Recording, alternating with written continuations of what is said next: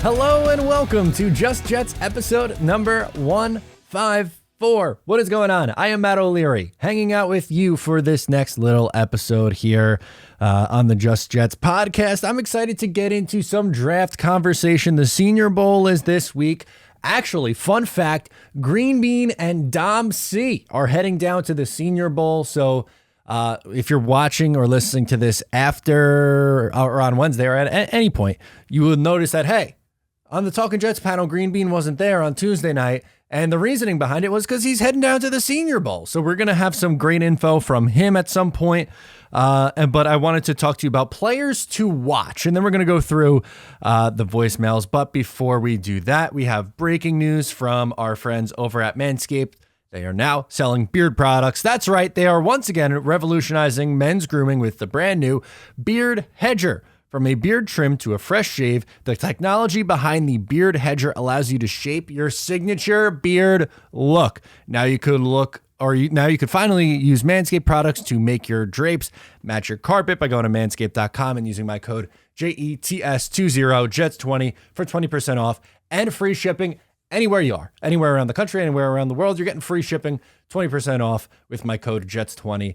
Get yourself something nice. So let's hop into the episode today because, like I said, kind of wanted to do some Senior Bowl talk and some draft talk because right now it's been heavy quarterback talk, which is fine. I like talking about the quarterback. It's obviously a big need for this New York Jets football team going into the 2023 season. And over the next few weeks, we're going to be discussing Derek Carr and Jimmy G and Aaron Rodgers and Lamar and, all these different guys. We've talked about it ad nauseum, so I think it's good to change it up. And with the Senior Bowl this week, there's really a few spots or a few really, I guess, guys that I wanted to key in on and that I will be personally focusing on. And for you listening at home or watching at home, you guys can let me know in the comments or on social media who are players that you were kind of interested in taking a look at, and who do you want the Jets to either draft from the Senior Bowl, or someone you're like, hey, this is a guy I really think is worthwhile, and I think, worth mentioning in the Senior Bowl, and keep a close eye on him because, the Jets were very involved in the last few years, and they've taken players who were there at the Senior Bowl. If you remember, Jermaine Johnson was someone who had a phenomenal Senior Bowl performance, so much so that he went home in the middle of the week. He didn't end up playing in the game at the end of the week, which I believe is on Saturday, if I'm not mistaken. But really, the big storyline isn't so much the game itself. It's more the lead up and the practice and what you see from that. So we'll go through. Actually, there's three positional groups that I really wanted to, hone in on here. And that's quarterback, offensive line, and interior defensive line. And you know what? Also linebacker as well. That's another one that I think is worthwhile to bring up here for just positions that I think are going to be ones that are positions of need for this New York Jets team. Okay, so quarterback, when you're saying, well, Matt, didn't you say you don't want the Jets to draft a big time, a quarterback in the first round? Yeah, I agree with that, but is there a world where the Jets could take a developmental guy and sit them behind Rodgers or Carr and have them, work behind with Zach Wilson and hope that one of those guys develop?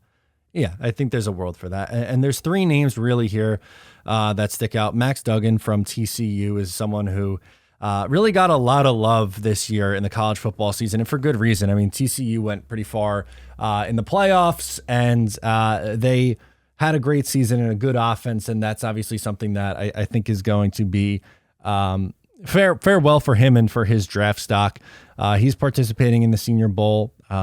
There are some things with Duggan that I like, and I think is reasonable for you in order to potentially pull the trigger on him. I don't think it would be anything super crazy. I don't expect him to go crazy high. I mean, in the 5th or 6th round, really, maybe even 7th, but somewhere on day 3, I guess is the best way to say it. And really all 3 guys here that I have are day 3 guys, but Duggan's one from TCU. Jake Haener from Fresno State. I like his game. He's kind of a playmaker. He's a little bit on the smaller side, which I think is part of the reason why he's a day 3 prospect, but he'd be someone that I'd be remotely interested in trying to get him going as a developmental pick. And someone else that I like a lot is Clayton Tune from Houston.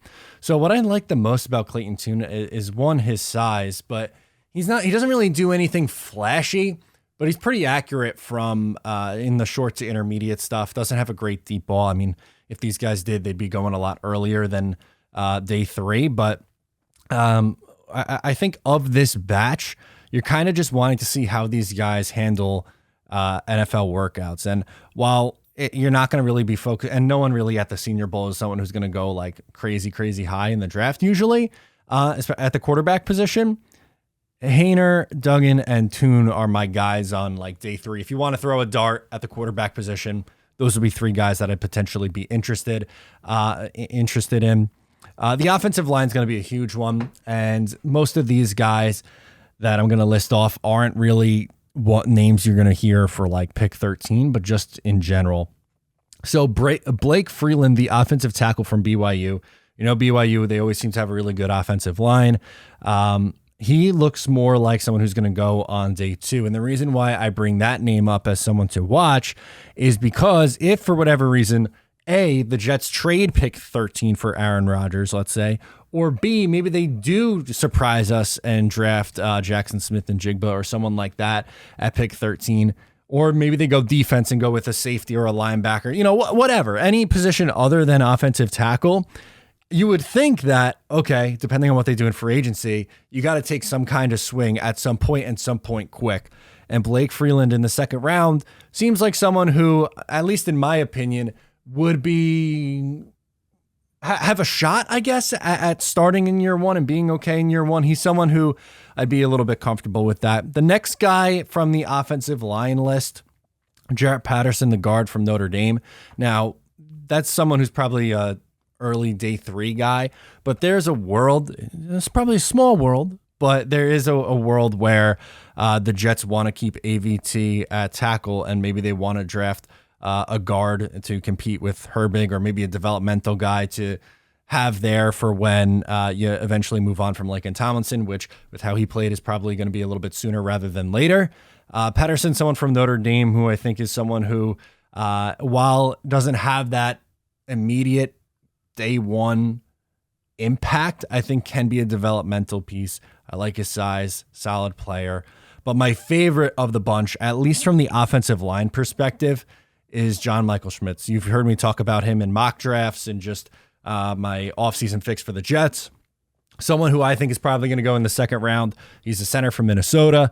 He has been a starter at Minnesota for a very, very long time and has had a ton of success. If you're moving on from Connor McGovern, or even if you don't, I think it might be worthwhile to take that swing, because the center position, let's face it, the Jets have been trying to figure out a long-term solution for it ever since Nick Mangold walked away at the end of the, 2016 season. And things, they haven't really had a long-term solution fix. You had Wesley Johnson after that. And then that was a couple of years. And then they tried Khalil, right? Ryan Khalil? I always mix up Matt Khalil. I think Ryan Khalil. That did not work. That was a Band-Aid fix that was attempted, but it did not really work out. And then after that, you brought in McGovern, who is okay, but you could upgrade, and you don't really know if that's a long-term answer there. With Schmitz, that's someone who could grow with the rest of this young offensive line with AVT, and even potentially, potentially a tackle. Can you imagine Douglas going tackle and center, back-to-back picks?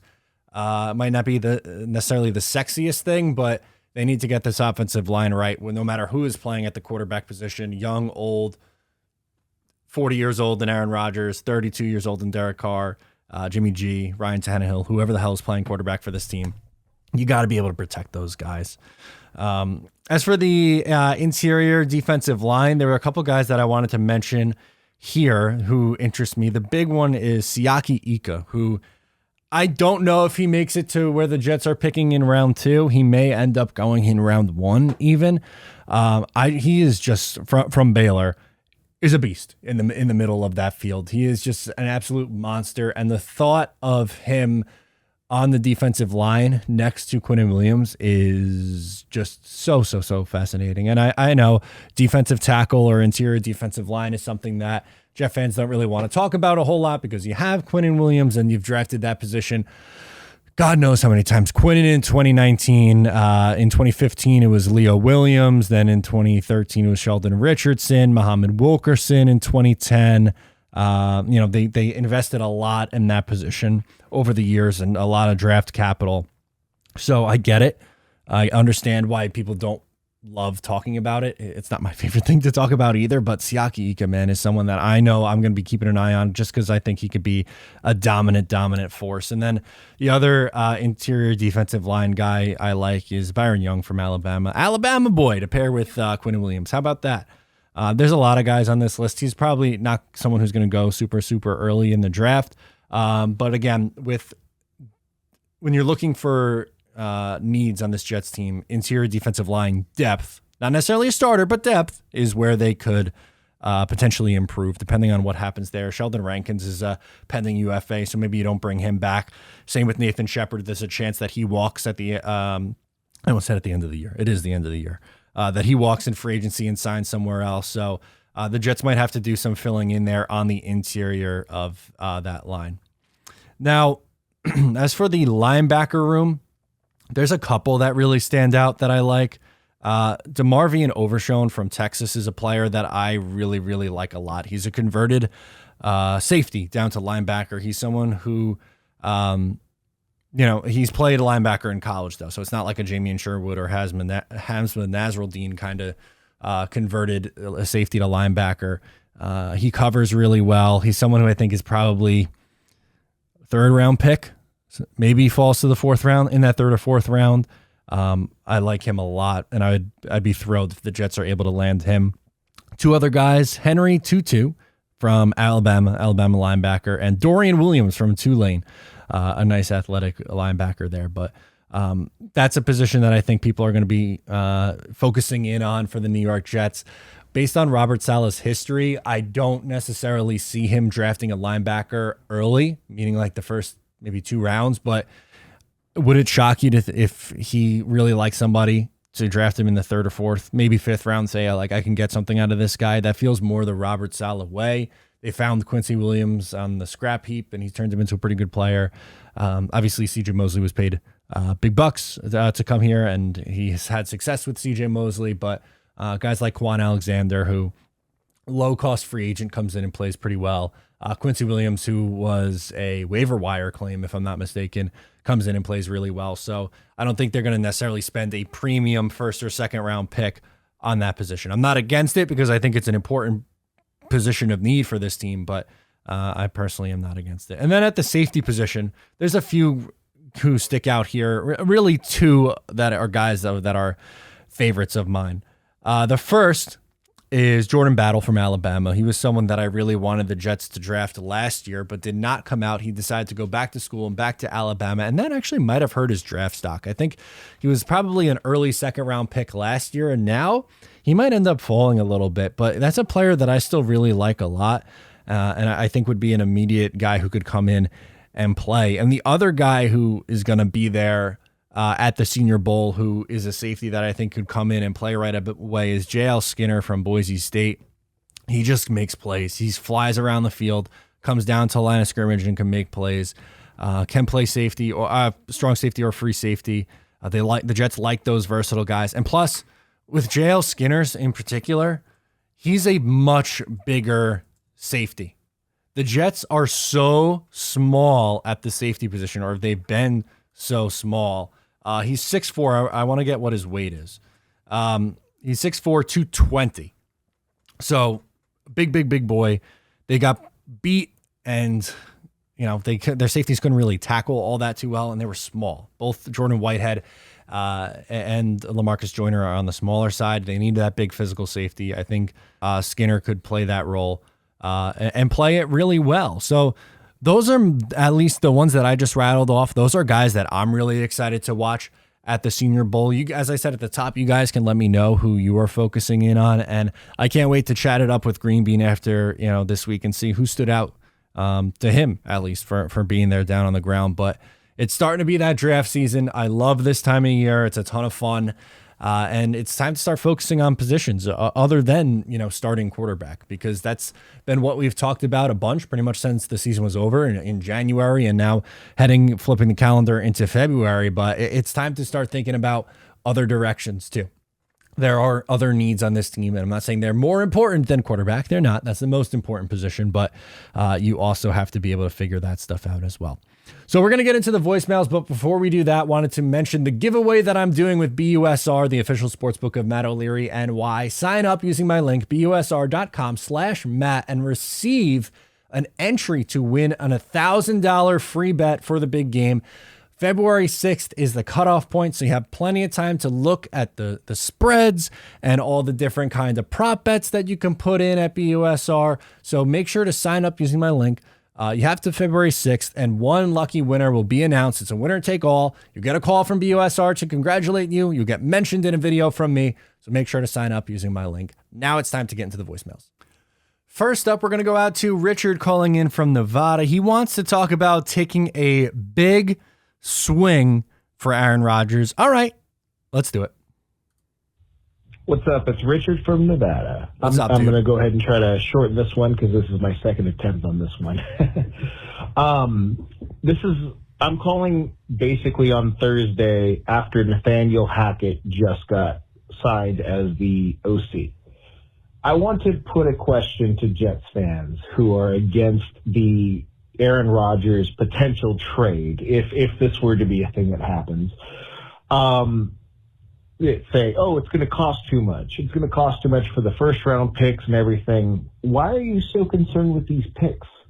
My question to you guys is, if you're so worried about losing 2 first round picks or whatever the cost is going to be, whether it's conditional with Joe Douglas doing this or that, if you're so worried about losing these picks, who is it that you're so worried about missing out on in this draft? This next draft is not that crazy. At least I don't believe it to be. Like, are you worried about losing on the offensive tackle? Okay, yeah, sure, you could make the argument, but who's more important than getting you to a Super Bowl? If you're telling me that one offensive tackle with, let's say a Derek Carr is going to get you there, then okay, I'd be willing to listen to that. But who is so important that you're so concerned on losing these picks? Like, we're not going to lose out on Sauce Gardner. We're not going to lose out on Garrett Wilson or any of these other kind of amazing picks that just happened within this draft. So who is it?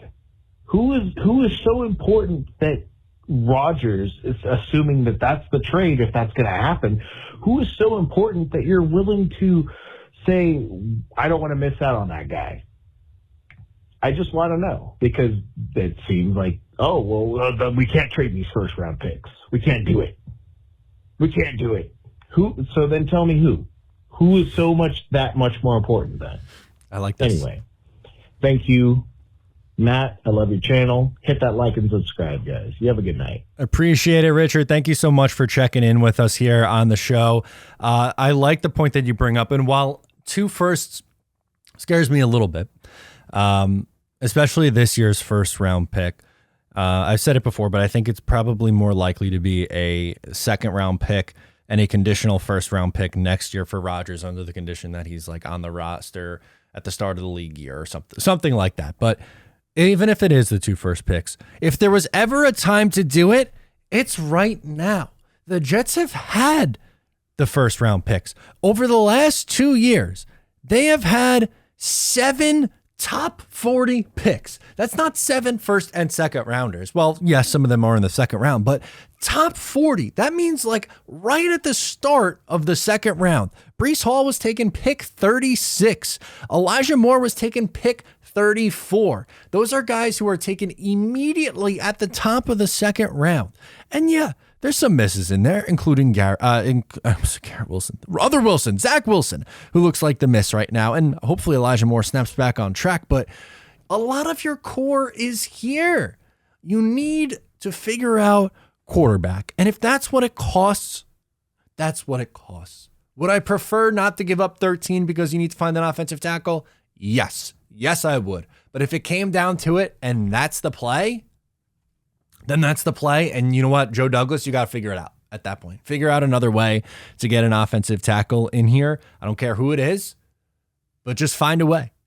If there was ever a time for you to put your chips into the table and go for it with picks, it's now after you've had deep draft classes. In 2020, I know that this, looking back on it now, it doesn't look good. You had 1, 2, 3, 4, 5, 6, 7, 8, 9 picks that year. In 2021, you had 1, 2, 3, 4, 5, 6, 7, 8, 9, 10 picks in the 2021 draft. And this past year, 1, 2, 3, 4, 5, 6, 7, all of which were in the top 4 rounds, mind you.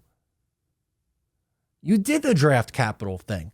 You traded away your guys in Leonard Williams and Jamal Adams and Sam Darnold in order to get you to this point where you got your young core. Great. It's okay to give up draft picks for established players sometimes. I'm not saying, you got to do it forever. You got to turn yourself into the Los Angeles Rams and never have a first round pick until the sun explodes. But if there was ever a time where it was like, okay, Joe, you did your rebuilding phase. Now you got to really get into the aggressive phase. If not now, when? It would be never. The answer would be never. And it's not a perfect plan, because the perfect plan was that your number 2 pick would work out. It didn't, unfortunately. Zach Wilson does not look like the answer. He does not. So you have to call an audible and you have to get creative. If that's what it costs, you do it. I'm with you, Richard. Good call. Let's go to Constantine calling in from Florida. He's running through a few offseason headlines and some rumors. Let's talk it through with our guy, Constantine. Hey, Matt. It's Constantine from Florida. How you doing, buddy? Haven't talked in a while. It's kind of bummed out now for me that we can't talk about any more Jets games, but looking forward to next season and talking with you big time and all the Jets fans. Thank you. Couple of thoughts. I like the Nathaniel Hackett hire. Even though he wasn't a good head coach, a lot of coordinators don't become good head coaches. Look at Todd Bowles. True. So that's one aspect of the spectrum. The other is the 3 quarterbacks that I think would fit the Jets moving forward. As I've said in the past, Derek Carr. I think Rodgers makes sense now that we have Nathaniel Hackett as the OC. And as much as it's an outside shot, Lamar Jackson would be a nice addition, but can you really trust him? Can you really rely on him? And as far as Aaron Rodgers is concerned, he's had back-to-back MVPs. There's no question he's a good quarterback, great quarterback. But is he going to hold the Jets hostage like he did Green Bay? There has to be a line drawn. There's got to be something along the lines where, Aaron, if you're going to come to New York, you can't be pulling that shit you pulled off with Green Bay with us. We're not here to play games. We got a team that's serious. We haven't won in a very long time. We want to start a winning tradition. Other teams are making their chess moves, and we need to make ours. So if you're going to be serious about joining the Jets, we don't want to hear about any of these cryptic messages or any of the crap that you like to pull from time to time. Just go out there, play football, do the best you can, because he's going to make a ton of money in New York just on endorsements alone. Think about it. As far as the Jets are concerned, Breece Hall, very important aspect of our offense. Hopefully, God willing, he comes back healthy. And as far as the wide receivers are concerned, I think we're pretty good there. Now, as far as Zach Wilson staying on the team, I'm not about that. I think that he's had ample opportunities to prove something to us, and he's proved nothing. As far as I'm concerned, it might be better for both sides to just go their separate ways. I think we should keep Mike White, regardless of who we get as a veteran, because I think he could be developed into a great backup, kind of like Pat Ryan behind Ken O'Brien. Well, tell me what you think. And as always, Jets, Jets, let's go. See you, buddy. I appreciate it, Constantine. Great call. So let's go through and talk about the couple things that you brought up here, starting from the top. with Rodgers and the Hackett connection, that's one that a lot of people are going to make. And I understand some of your concerns. Like, is he a perfect guy to deal with off the field? Right? No, I think he makes some things a little bit complicated. I also think some of the things that he says and does get a little bit blown out of proportion. Not all, but some. I really do. And it also, like, I think it's worth the risk. I know he had a little bit of a down year for his standards, 3,695 yards, 26 touchdowns, 12 picks, a 91-1 quarterback rating. He played all 17 games. He's playing through a broken thumb this year. In 2021 and 2020, he had over 4,000 yards and was the MVP in both those years. 37 touchdowns, 48 touchdowns in 2020. Would he be 48-5 with the Jets? 48 touchdowns, 5 interceptions? I don't know about that, but would you sign up for, even if it's the 4,200 yards and 32 touchdowns and 10 picks? Probably. Yeah, you probably are, with the fact that he could turn it on and make those throws like at any second like that. I think you do it.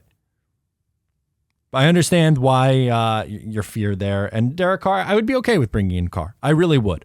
I think that's fine too. Some people, they can't stand that idea, maybe because it would be like such a tease with all the Lamar and Rodgers thing just to get Carr. But I don't think Carr is nearly as bad as what some people make it out to be. Is he an elite quarterback? No. Can he be the 12th best quarterback in the league? And can you win a lot of games with him? Yes, I think you can, especially with how good this defense is, which is something that he's never, ever had in his entire career. He's had bottom of the league defenses most of his career. I understand the cryptic messages thing. Brees, I'm excited to say, we saw him earlier this week. He was running on the treadmill in that zero gravity contraption thing. Looks wild, but good on him. Hopefully he comes back and is just as strong. And then the last part that you really got into there with Mike White and Zach Wilson, we'll do both of those guys, is an interesting one. I probably lean more towards stashing Zach and seeing if you can continue his development. Just because of where you invested a second overall pick in him. I don't know if you want to pull the plug on it just yet, but at the same time, like, I'm not naive to the argument or the side of the coin that says, you know what, just better off moving on. Maybe he needs a fresh start, and it's probably best for both sides. If they ended up doing that, as you're saying here, Constantine, I would get it, and I wouldn't be upset with it. I would think it's, you're right. He was given the opportunity. And if they decided to move on, I guess I couldn't blame them. I'm not at that point, but I get it. And with Mike White, depends on how much. There was a report from Samini yesterday that he was saying he can fetch between $4 and $8 million, which isn't super surprising. It depends on who you're bringing in, right? Because if you're bringing in Rodgers or Carr, do you need an $8 million backup?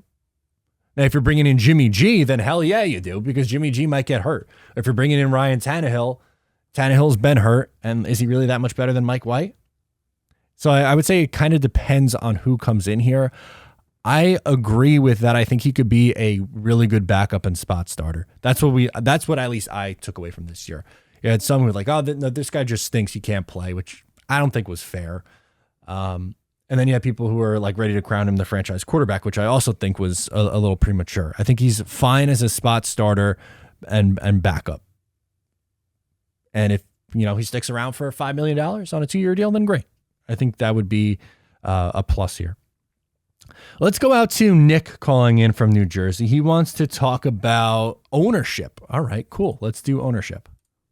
Hey, Matt, it's Nick from New Jersey. Just want to call in and just give my thoughts on probably ownership and quarterback situation. That's a better way to say. So do you think that Woody is kind of like pressuring Saleh to make these kind of moves and JD? Like saying that maybe a rookie's not speeding up the process, so he's looking to add a veteran to see some results quicker and to give the guy some time? Or what Mike LaFleur said had some maybe inner thoughts to what the organization was already thinking before Mike LaFleur was fired, amongst things. And I think that him putting out there that he wants a veteran and not going after someone specific is a little bit better than making the Jets go for Tebow just to have ticket prices. But since Woody has said it, I think it's just him putting pressure, saying that we should. So if he's willing to spend, and he's not saying we need Rodgers, but if he's open to saying that we need Carr, I'll make happen Lamar Jackson if you have to pay him. So do you think anything is coming from Woody, and that's what's going to speed up this process, and they're possibly on the hot seat next year? So, and maybe that's why we have to bring in a veteran OC. So I'm sorry to make a long voicemail, No, you're good. but just a lot with Woody Johnson, and he's increasing ticket prices. Maybe that's to pay for Rodgers. But anyway, just let me know your thoughts, and go Jeff. Yeah, maybe he is involved in some way. I think him saying that quarterback was the biggest need for this team, and number two, saying that he's willing to spend. That's it. That's all you need. I didn't even necessarily really like that he's answered any questions about what this team needs. Just provide the money and let the football guys do the football guys thing. That's what I would strive to be as an owner. Provide all the resources necessary for the football people that you hire to run your football team. Now, for the raising the ticket prices, I hate that. I feel for season ticket holders so much. It ain't right. From the PSLs to the price for parking and for your ticket, and for it to go up after missing the playoffs for the 12th straight season. Come on. Were there exciting moments this year? Yeah, there was. They were 7-4. We get it. We know the whole drill. There's positives to take from this season, no doubt.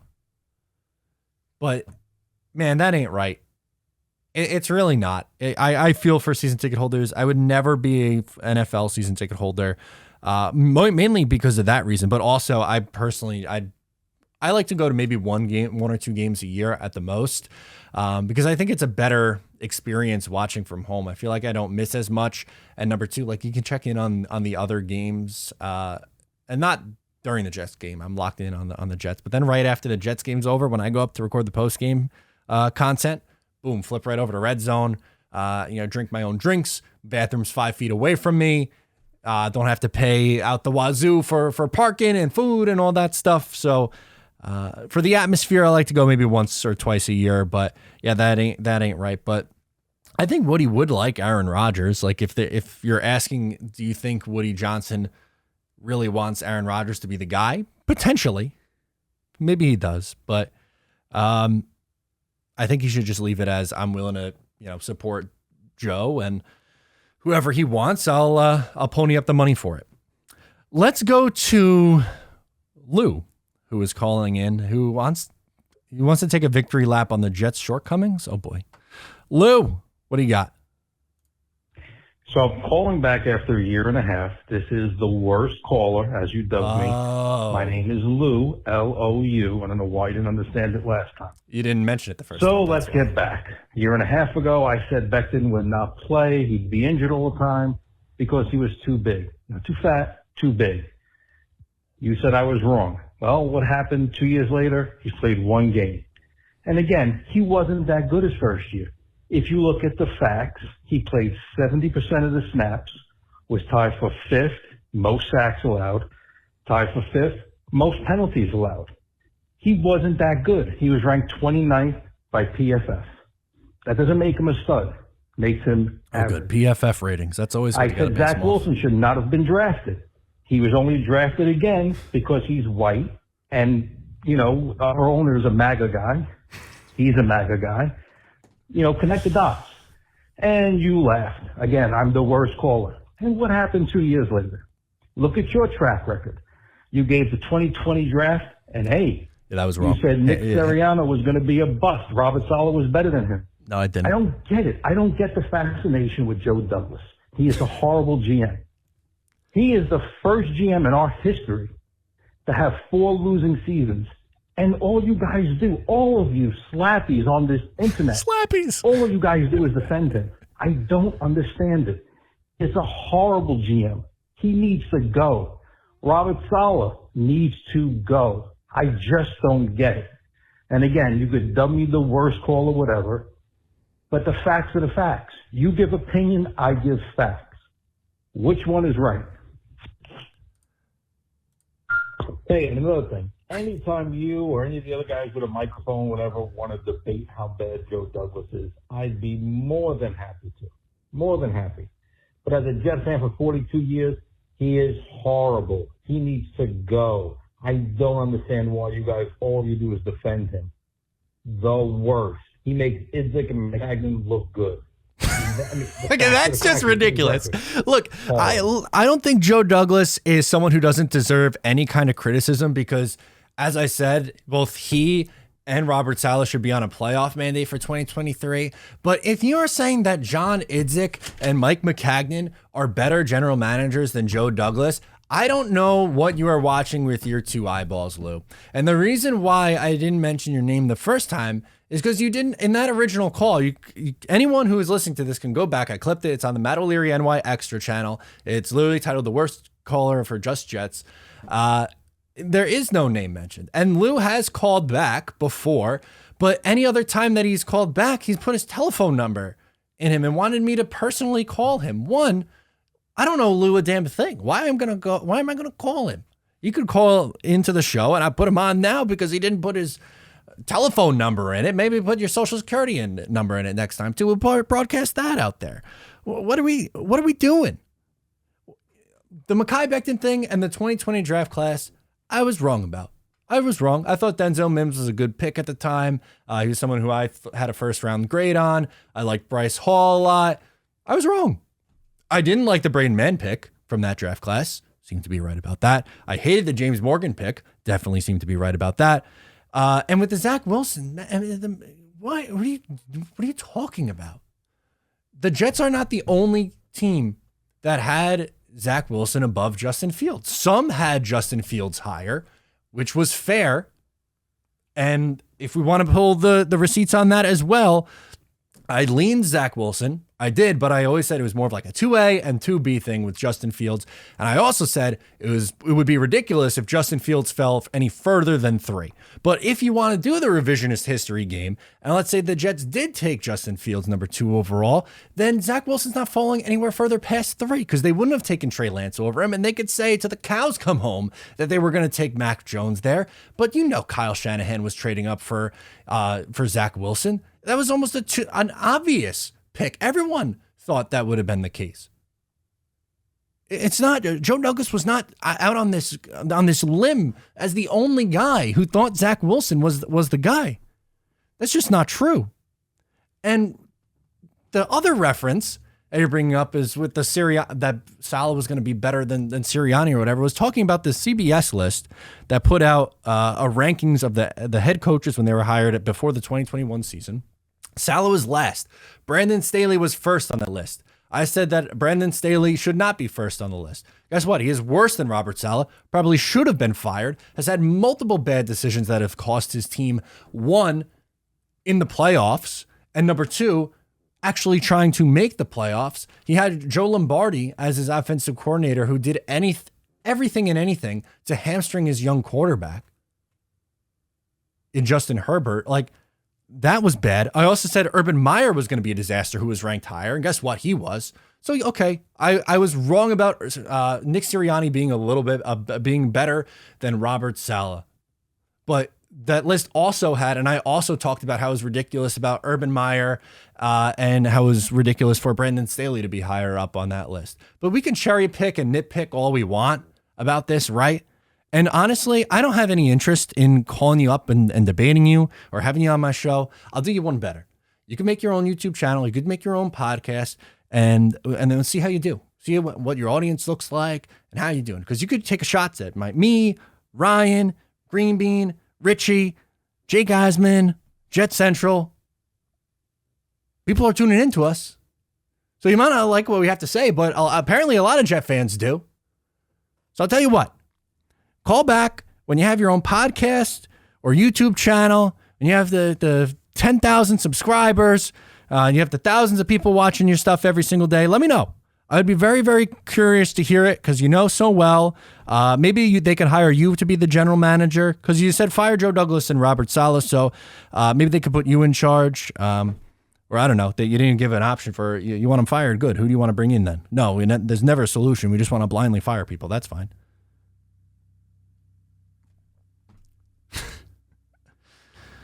Do you even like the Jets? Like, why are you calling in and victory lapping the shortcomings? Like, are you happy that Mekhi Becton continues to get hurt? Are you happy about these things? It's the cynical Jet fan shit, man. If that's what you want to do, make your own YouTube channel that says Lou, the cynical Jets fan, and record your videos to your friends, and that's it. Don't bother me calling in because you didn't add anything of value. We laughed at you last time, and we're going to laugh again this time. You're right about Mekhi Becton getting hurt, but you're not right saying that Joe Douglas makes Mike McCagnon and John Idzik look good. You lost any possible respect to your argument that you had when you said that. You shot yourself right in the foot. That was it. It was over. Any possible credibility that you might have just had, you blew it. And spare me with the MAGA BS with the, like, oh my God, I hated that. It was that was not the reason why. Woody was not involved with that. It was Joe Douglas and this staff. It was probably the wrong pick. They probably should have took Fields or any other of those quarterbacks. But to say that it was because he was the white guy that they took him, if this Jets organization was so bad, do you think, and, closed-minded and, pro-MAGA or whatever, do you think they would have hired the first Muslim head coach in NFL history? That doesn't add up to that logic, but no. Let's just, blatantly spit out these things and say that they're facts when they're not. They're just crazy internet commenter talking points. It's ridiculous. Thank you, Lou, for your contribution. Let's close out with James calling in from New York and why he thinks it's time to go all in. Hey, Matt, it's James from New York. I just wanted to call in and discuss the sort of concept of, going for it all, like the selling the future, selling draft picks, and kind of my opinion on what I think the Jets should do going forward if they have the opportunity to go for a big name player, like someone like Rodgers, for example. I hope you don't hang up after this, but I'm a Yankees fan. Like, born and raised, okay. Jets are kind of my outlier team. I'm like Yankees, Rangers, Knicks, and then Jets. I know you're Mets and Islanders, but one thing I really, respect and love what Steve Cohen's doing with the Mets right now is, there is no thought process of not giving it everything you got. Yep. He is going all in, big contracts, trying to get the big players, the right guys to fill out a roster properly. And, it's become a World Series or bust mantra. This is what the Yankees like to voice and say they are, but really they haven't lived up to that in quite some time. I look at the Yankees of the last, 5-6 years, they've made it deep in the playoffs, but they've always seemed to be one player, two players short. And, a lot of us fans, we look back at decisions made by either the front office or by the ownership to not pay or not sign or not trade for big name players. We say, we should have just, we could have gone for Garrett Cole when Houston did. And, when Houston won back in 2017, even though, illegitimate championship, whatever.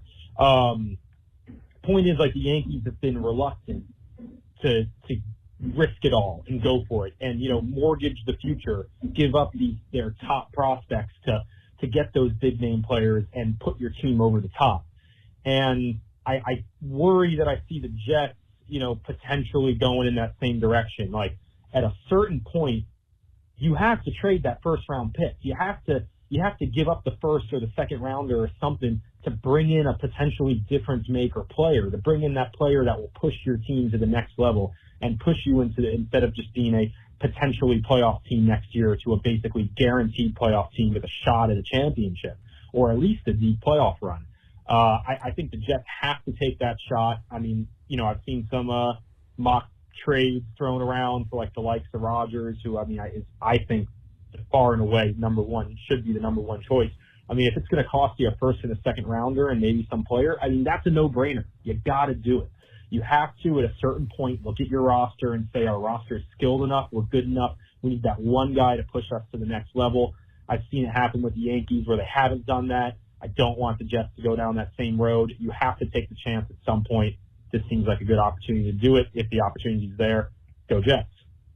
Yeah, thank you so much for calling in there, James. A good way to end off with. And I like the comparison that you bring up. as you as a Yankee fan comparing to bringing up the Steve Cohen situation, and I would hope that any Yankee fan could say that what you said about Stevie, and as someone who can speak as a Met fan, it's very refreshing to have an owner or an owner who cares, because the last owner, the Wilpons, didn't want to spend out any kind of money. They were cheap and they were toxic, and you go right down the line. But at least with Steve, he's doing, as you said, everything possible to win. Has it worked yet? No. Will it eventually? Maybe. I obviously hope so. But you can't say that he's not trying, which is eventually really the point that you're trying to make, James. Is it's kind of the similar point that Rich made earlier when he called in, was eventually you got to go all in and you got to make that attempt, because you don't want to be stuck in that no man's land where it's like, you're like kind of good enough, but you just can't seem to get over the hump. The Jets haven't even been able to get into the playoffs for the last 12 years. That would be a start. Just get to the playoffs, but that would really show that they're serious about this thing, right? And it would show that they're serious about this young core, which I think is important, because you can't waste having all this talent on their rookie deals and not have any clue what the quarterback is. The hope was that Zach would figure it out by year 2, going into year 3, and he'd be ready to rock and roll in that nice little 3-year patch there with a young quarterback, ascending quarterback. That hasn't been the case. Get Rodgers, figure it out. Get whatever one of these veteran quarterbacks that you deem the best for the fit, and go win games. Go compete, be a playoff team, make a deep run. Hell, make it to the Super Bowl, win a Super Bowl, something. I'll start with, and I'll settle for, and it's not really settling, I'd be happy with it, making the playoffs. That's a hell of a step. I would be thrilled. Even if they got into the wild card round, they got throttled immediately. You take that as a building block. Maybe not if they trade for Rodgers. That would kind of be underachieving, I would think. But you get the point. You know the point that I'm trying to make, and I agree with you, James. If there was ever a freaking time to push your chips to the table and say, you know what, we got to try to figure this thing out. We got to try to get this going in the right direction. You can't just settle for a decade plus of mediocrity. They are mediocrity might be nice. How about just abysmal? Because they will have, once the Sacramento Kings make the playoffs this year in the NBA, they will have the longest active playoff drought in any of the 4 major sports here. Unacceptable. Fix it. It's on Joe Douglas to do it. It's on Robert Saleh to do it. The both of them. And if they don't, then they'll be gone. Thank you guys for tuning in to this episode of Just Jets. We transitioned. We did some quarterback talk in the voicemails, but did some prospect talk as well at the top. Shout out to the sponsors, Manscaped and BUSR. Make sure to subscribe wherever you get the show, whether it is on YouTube or in audio form, Spotify, Apple, wherever. Leave a review. Leave a couple stars, whatever the case may be. Leave a comment. I know that stuff sounds tedious and you hear it all the time, but it helps a lot with us creators, get us in front of more faces and more people to consume our stuff. So we really appreciate it. Thank you for tuning in. I am Matt O'Leary, and I'll talk to you next time. Go Jets!